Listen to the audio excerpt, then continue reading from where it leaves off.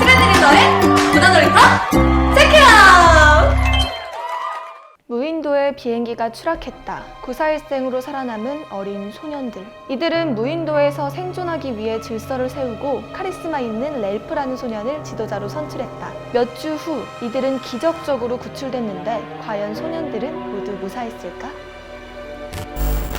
이 이야기는 소설 파리대왕의 일부 내용이에요. 1951년 2차 세계대전을 배경으로 하고 있는 이 소설은 인간의 본성이 어떠한지를 잘 보여주는 책으로 유명해요. 책에 나오는 소년들은 처음에는 나름의 규칙을 세우고 질서 있게 생활을 했어요. 협동하면서요. 하지만 점점 폭력적이고 이기적으로 변해버려요. 결국엔 서로를 고문하고 죽이기까지 하죠. 이 소설의 저자인 윌리엄 골딩은 아직은 순진하다고 할 수 있는 어린 소년을 통해 인간의 본성이 얼마나 악한지를 보여줘요.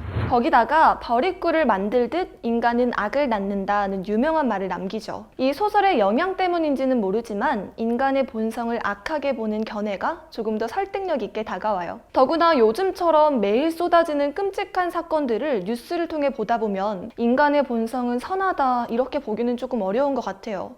이런 성악설의 반론을 제기한 책이 바로 요즘 나왔다고 해요.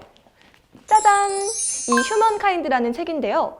요즘 같은 시기에 인간의 본성을 선하다고 주장하는 사람들이 있다니 좀 독특하다는 생각이 들어서 읽어보게 됐어요. 우선 인간을 선하다고 주장한 저자가 어떤 사람인지 궁금한데요. 네덜란드의 저널리스트이자 사상가인 리트허브 브레흐만이에요. 제가 궁금해서 검색을 해보니까요. 생각보다 젊은 분이시더라고요. 위트레흐트 대학교와 UCLA에서 역사학을 공부했고 이후 저널리스트의 길을 걸었다고 해요. 또 유럽의 혁신적 대한 언론으로 꼽히는 드 코레스폰던드의 창립 멤버이자 전속 기자로 활동하고 있어요. 이번에 저술한 휴먼카인드에서는 인간의 본성이 선하다는 자신의 주장을 뒷받침하기 위해 다양한 연구 사례와 직접 취재한 내용들을 책에 실었는데요. 그간 인간의 본성을 악하게 본 견해들이나 그런 견해를 뒷받침하는 사례와 실험, 연구들의 허점이나 오류도 함께 실었어요. 이 책을 읽어보면 서로 다른 견해와 사례들을 비교해 볼 수 있어서 재미가 있더라고요. 사실 인간 본성에 대한 연구는요, 아주 오래된 철학적, 종교적, 사회적 질문이기도 해요. 인간의 본성을 악하게 보는 대표적인 책으로 이기적 유전자, 루시퍼 이펙트 등이 있어요. 특히 명문대 필독서로 꼽히는 이기적 유전자에는요, 인간을 포함한 모든 생명체가 유전자에 의해 창조된 생존 기계라고 주장하죠. 유전자의 최종 목적이 오직 자기 보존이 목적이므로 인간이 이기적일 수밖에 없다는 책인데요. 휴먼카인드에서는 인간의 본성이 악하다고 말하는 연구 결과와 이론을 철저히 재검토하는 데서 시작해요.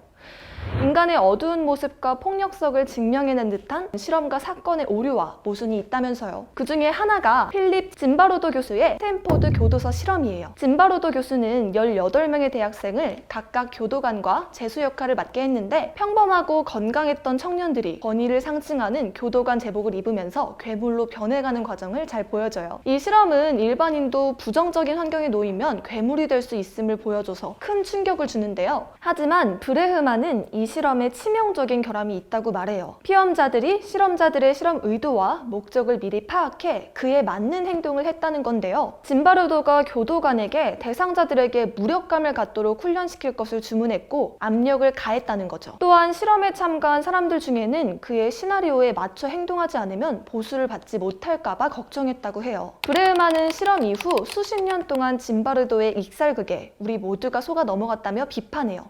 그러면서 브레흐만은 오히려 우리가 예상한 것과 다르게 인간은 위기 속에서 어김없이 선한 본성을 보인다고 말해요. 대표적인 예가 타이타닉호 침몰 사건이에요. 사실 저나 여러분이나 영화 타이타닉 장면이 실제 모습이라고 착각을 하기도 해요. 하지만 실제 모습은 영화와 달리 질서정연하게 대피가 이뤄졌다고 하는데요. 2001년에 일어난 9.11 테러 역시 사람들이 소방대원이나 부상자를 위해 길을 비켜주는 등 위기의 순간에 인간의 선한 본성을 발현했다고 해요. 이 책에서는요, 인간의 본성이 악함을 보여주는 각종 연구와 사례들의 오류와 모순을 반박하기 위해서 반전의 사례들을 제기하는데요. 그중 한 사례를 소개할게요. 제가 앞서 소개한 소설 파리대왕에 대한 반론인데요. 실제 사례예요.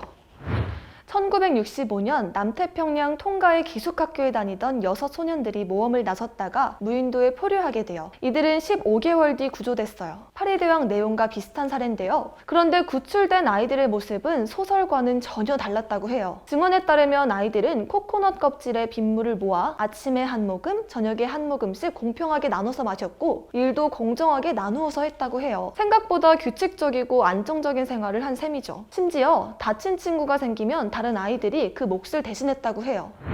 저자는 이 사례를 소개하면서 소년들이 평화로운 모습의 초기 문명사회를 구축하고 있었다고 말해요. 그러면서 위기 시 협력할 수 있는 선한 본성이 발현됐다고 주장해요. 그 외에도 다양한 연구 결과와 사례가 나오는데 저자가 지적한 대로 인간을 악하게 보는 연구들이나 실험에는 허점이 있더라고요. 또 저자의 주장대로 인간의 본성을 선하게 볼 만한 사례들도 참 많고요. 끔찍한 사건, 사고가 수없이 터져나오고 코로나19로 인간의 이기적인 모습이 드러나는 요즘엔 인간의 본성이 악하다는 생각이 들 때도 많아요. 그래서 조금은 쓸쓸하고 허탈한 마음도 생기고요. 어쩌면 이런 현실에도 불구하고 인간의 본성이 선함을 보여주는 책이 있어서 조금은 희망이 생기기도 하는 것 같아요. 휴먼카인드를 통해 인간의 본성이 선하다 혹은 악하다로 당장 결론을 내리긴 힘들겠지만 인간의 본성에 대한 다양한 가능성을 본 것 같아요. 여러분도 읽어보시면 참 좋은 책인 것 같네요. 체키가 마지막으로 미션을 드릴게요. 인간의 본성에 대한 나의 생각은? 여러분의 의견을 댓글에 많이 남겨주세요. 그럼 다음에 또 만나요. 안녕. 구독과 좋아요 눌러주세요.